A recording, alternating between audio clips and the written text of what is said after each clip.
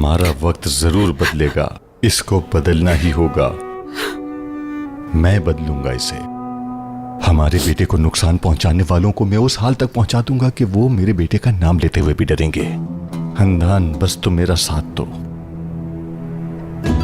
उनकी तरह इल्जाम लगा के भी नहीं, खून बहा के भी नहीं।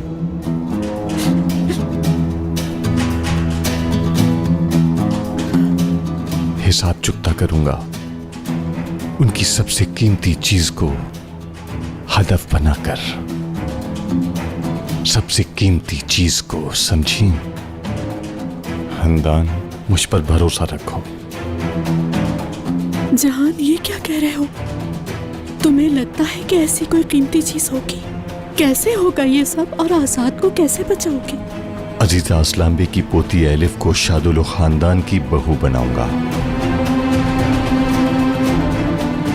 क्या कह रहे हो? तुम होश में तो हो जहान? इतनी बड़ी बात सोच ली तुमने?